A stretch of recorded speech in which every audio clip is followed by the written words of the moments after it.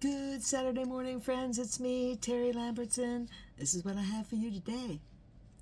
Instead of saying, I know what it feels like, let's say, I cannot imagine your heartbreak. Instead of saying, you're strong, you'll get through this, let's say, you'll hurt and I'll be here. Instead of saying, you look like you're doing well, let's say, how are you holding up today?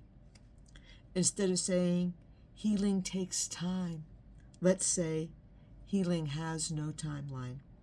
Instead of saying, everything happens for a reason, let's say, this must feel so terribly senseless right now. And when there are no words to say at all, you don't need to try and find some. Love speaks in silences too. This is called Words, and it's by Yuli Kay. And, for anybody who's ever lost somebody, the things that we've been taught to say in the greeting line of any funeral home, I can't think of one of them that helps.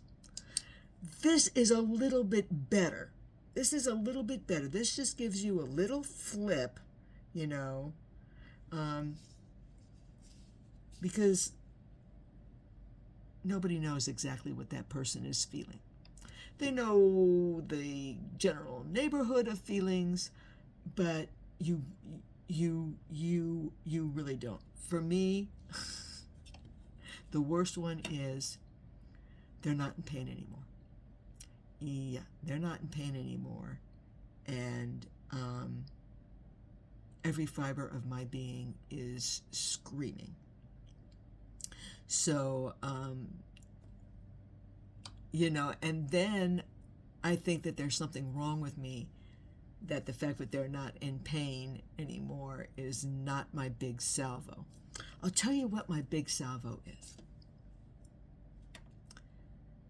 Heaven changes everything. Heaven changes everything. This is not senseless. This is not goodbye. This is not the end. I did a podcast about grief because I'm a certified grief counselor, and it's something that I speak on often. And he asked me what I wanted my last words to be. And I didn't hesitate. I said, Willow, it's my granddaughter, Willow is here.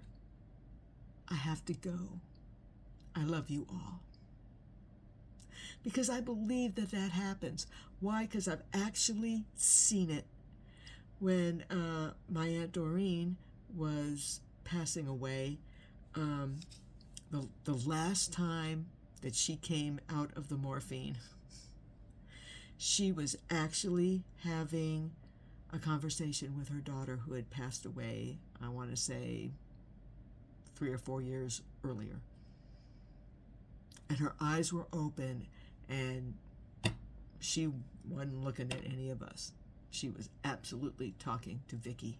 It was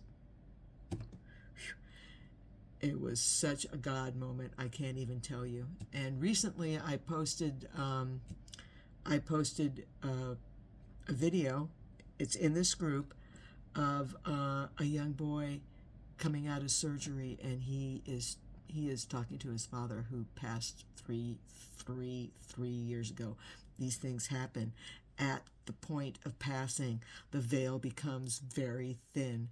And the fact that I know that when I see her again, the words farewell and goodbye will no longer be in anybody's vocabulary.